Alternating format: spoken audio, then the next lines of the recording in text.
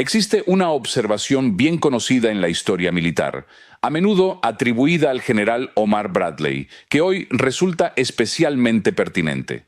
Los aficionados hablan de estrategia, los profesionales hablan de logística. Durante décadas, Washington se ha concentrado obsesivamente en la estrategia, grandes visiones de proyección de poder, alianzas, grupos de portaaviones cruzando océanos y líneas rojas trazadas con seguridad sobre mapas. Mucho menos atención se ha prestado a la base poco atractiva que realmente sostiene el poder: la logística, las cadenas de suministro, las materias primas, las realidades físicas que determinan si un ejército puede funcionar o no. Mientras los líderes estadounidenses hablaban públicamente de la libertad de navegación y de la contención en el Indo-Pacífico, China seguía un enfoque muy distinto. No se articulaba en discursos grandilocuentes ni en documentos estratégicos brillantes. Se ejecutaba en silencio, de forma metódica y con una visión a largo plazo, en minas, refinerías, puertos y fábricas. Y esta semana, Pekín demostró cuán decisivo ha sido ese enfoque. El anuncio en sí fue deliberadamente discreto.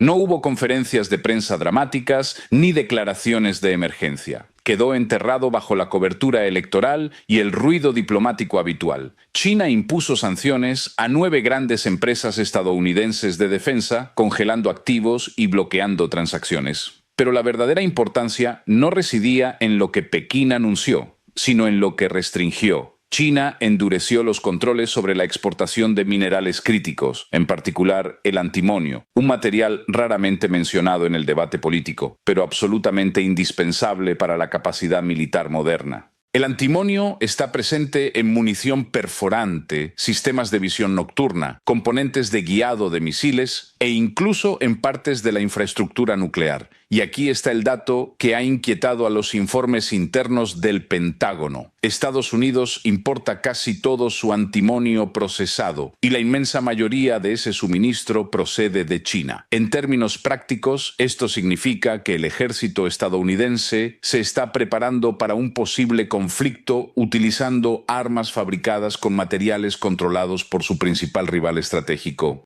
Esto no es presión simbólica, es palanca física. Estados Unidos puede aprobar un presupuesto de defensa de $800.000 millones, pero no puede fabricar un misil solo con dinero. Los comunicados de prensa no producen municiones. La voluntad política no repone arsenales agotados. Lo que importa es el acceso al metal, a la química, a las fábricas y a la mano de obra cualificada. Al restringir estas exportaciones, China no está simplemente imponiendo un castigo financiero, está amenazando la continuidad misma de la producción de defensa estadounidense. Dentro del Pentágono, este desarrollo se está tratando como una crisis real, aunque el mensaje público se mantenga cuidadosamente controlado. Los análisis internos de la cadena de suministro ya advertían que las reservas existentes son limitadas, los plazos de reposición largos y los proveedores alternativos insuficientes o a años de distancia de una producción significativa. Los responsables están reaccionando con urgencia, reabriendo conversaciones sobre minas nacionales cerradas desde hace décadas, contactando con socios en Asia Central y reconociendo en privado que décadas de abandono industrial no pueden revertirse en un solo ciclo presupuestario.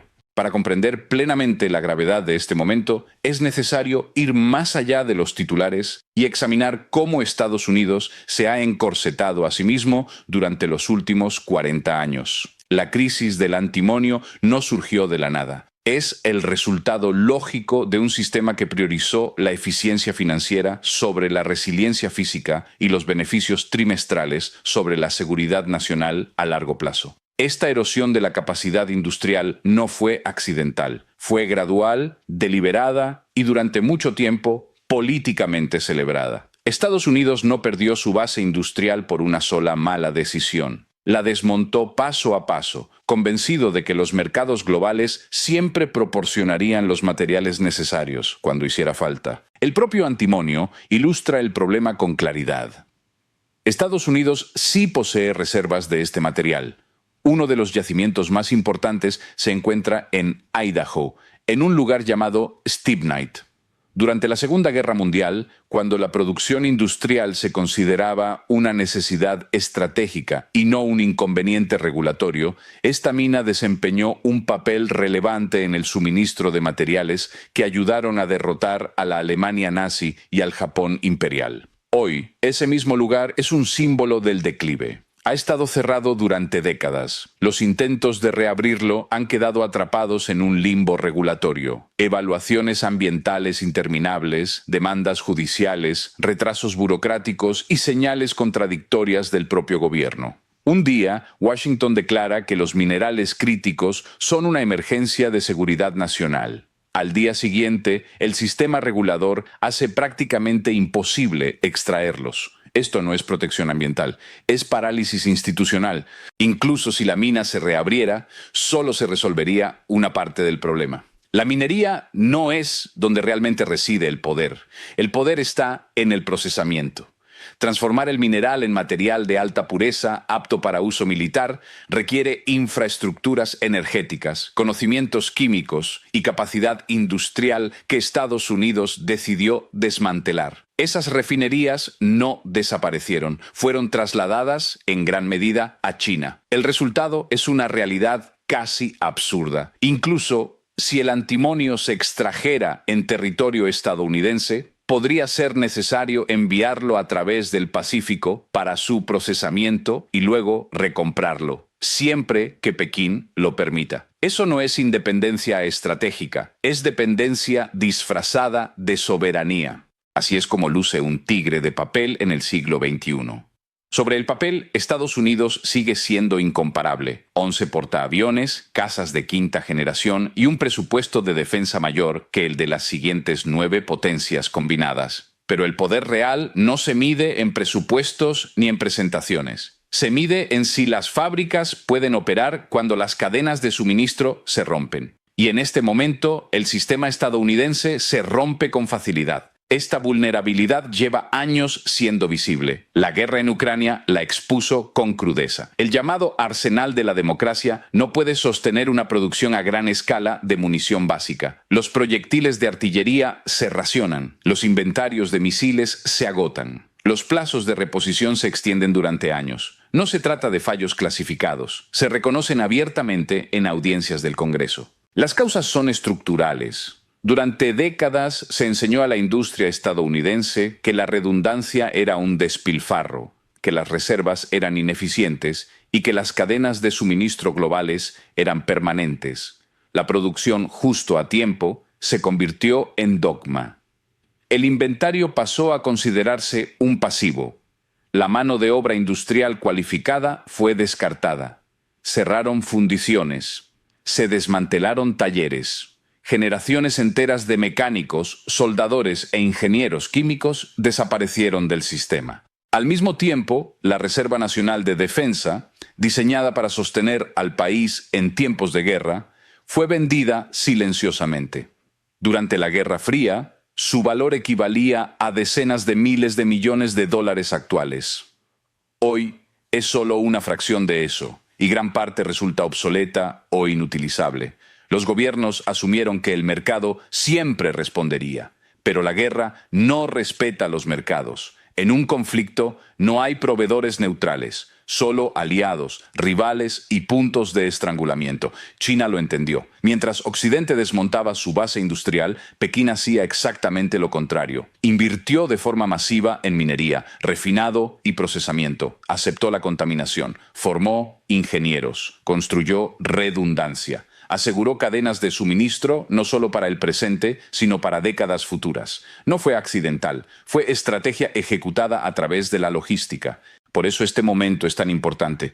China no está intentando arruinar a las empresas de defensa estadounidenses. Está intentando inmovilizarlas. Y la inmovilización es mucho más peligrosa que la pérdida financiera. Las empresas pueden sobrevivir a pérdidas. Las fábricas no pueden operar sin insumos. El mensaje es ahora inequívoco. No se puede preparar una confrontación con China utilizando materiales suministrados por China.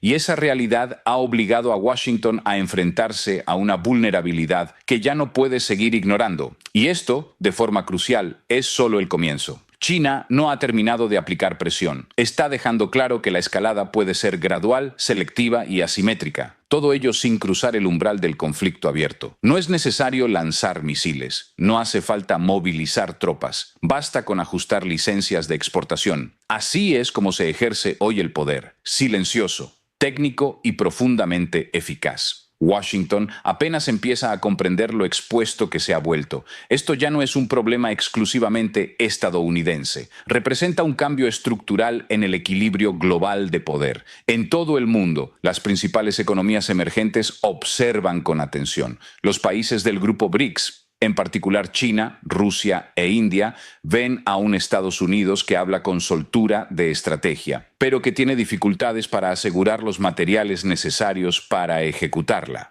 Están sacando conclusiones y están actuando en consecuencia. Se están reforzando corredores comerciales. Se priorizan proveedores alternativos.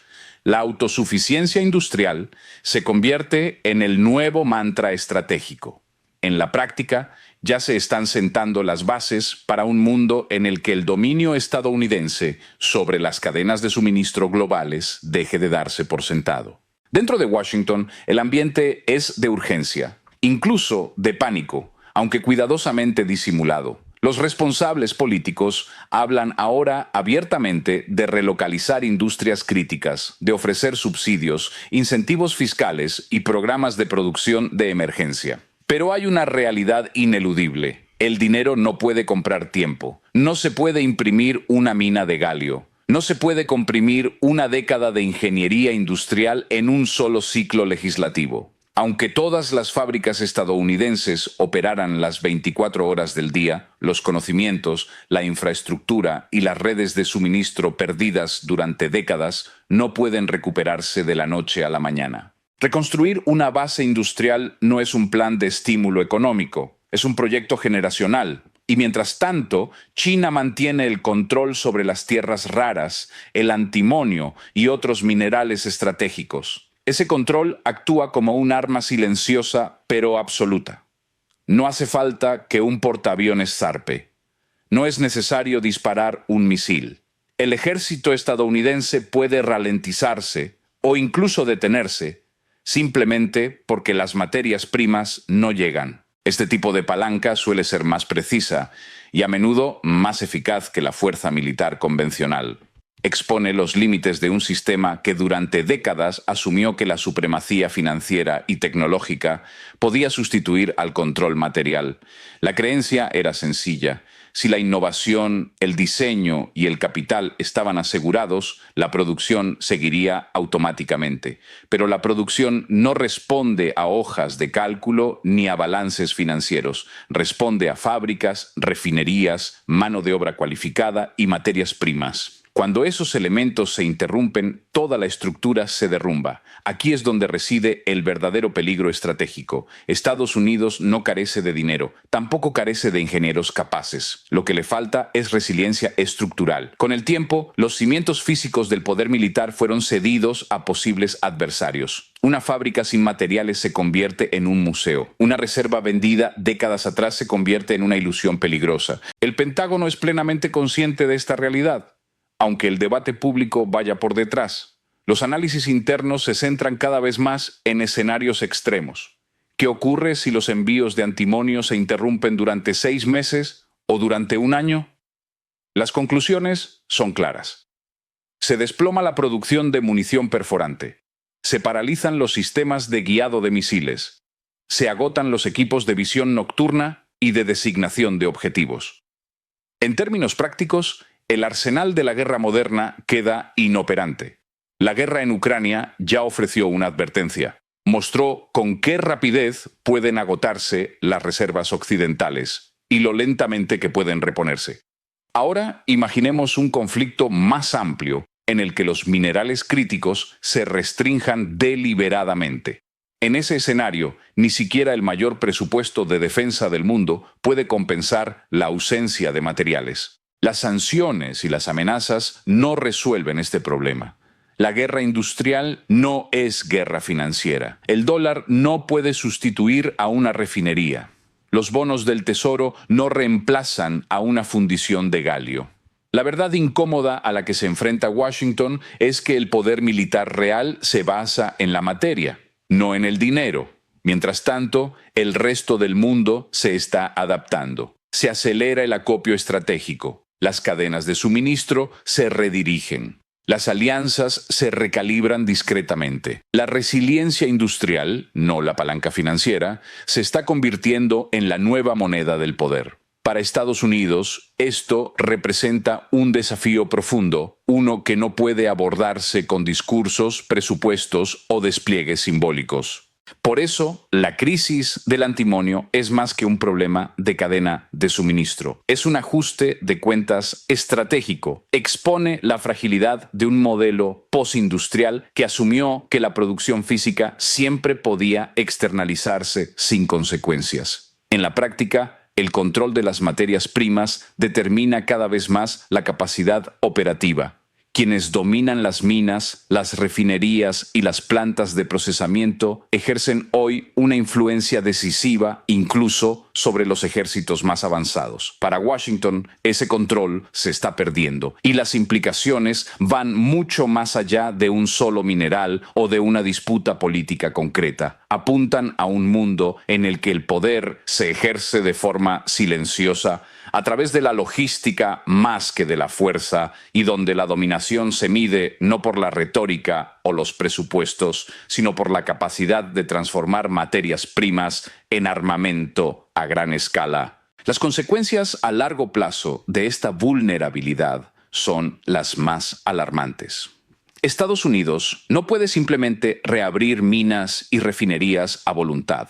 Décadas de externalización y desindustrialización han vaciado los cimientos de la producción de defensa. Los trabajadores cualificados se han jubilado o han cambiado de sector. Las normativas medioambientales y los obstáculos burocráticos hacen que reiniciar la extracción y el procesamiento sea lento e incierto. Incluso con enormes inversiones, los resultados llegarían en años, no en meses. Mientras tanto, los competidores estratégicos avanzan con determinación. Se consolida el control sobre recursos que antes se daban por universalmente accesibles. No se trata solo del antimonio, refleja un cambio más amplio en la dinámica del poder global. Durante décadas, Occidente asumió que la sofisticación tecnológica y la dominación financiera podían compensar la falta de control material. Esa suposición está siendo puesta a prueba y está fallando. En términos prácticos, un misil sin los metales adecuados es inútil. Un caza sin imanes de tierras raras en sus sistemas de guiado deja de ser un arma. Un sistema de defensa en red sin componentes basados en galio queda inoperante. China ha demostrado que puede restringir el acceso a estos insumos más rápido de lo que Washington puede reaccionar. Las implicaciones estratégicas son profundas. Los planificadores militares se ven obligados a reevaluar desde la postura global de fuerzas hasta los compromisos con aliados. La suposición de un poder militar estadounidense imparable comienza a parecer frágil cuando las cadenas de suministro pueden cortarse en cuestión de semanas. Este momento exige una nueva forma de pensar la estrategia. Una que sitúe la seguridad de los recursos y la resiliencia industrial en el centro de la defensa nacional. También existe una dimensión humana que no debe ignorarse. Soldados esperando munición, ingenieros incapaces de completar proyectos de defensa y familias que dependen de garantías de seguridad nacional sienten las consecuencias de una fragilidad logística que hasta ahora había permanecido oculta. Esta no es una crisis que se resuelva con software o instrumentos financieros. Requiere fábricas que funcionen, trabajadores capacitados y materiales que circulen. Sin estos elementos, un ejército de alta tecnología se convierte exactamente en eso. Una idea brillante sobre el papel, pero vacía en la realidad. Las consecuencias geopolíticas se extienden aún más. Aliados que durante décadas confiaron en la producción estadounidense están reevaluando discretamente su dependencia. En Europa, Asia y el Indo-Pacífico, los gobiernos aceleran sus esfuerzos por asegurar autonomía industrial. Al mismo tiempo, China y sus socios perfeccionan su capacidad para utilizar el control material como herramienta de influencia estratégica. El poder estadounidense, antes sustentado tanto en el alcance financiero como en la profundidad industrial, está ahora limitado por algo mucho más básico: el acceso a las materias primas. Los responsables políticos pueden reaccionar con urgencia, pero las debilidades estructurales expuestas aquí no pueden corregirse con medidas a corto plazo. El Pentágono lo entiende cada vez con mayor claridad. La guerra moderna no se sostiene solo con retórica o presupuestos. La logística no es una nota al pie, es el fundamento.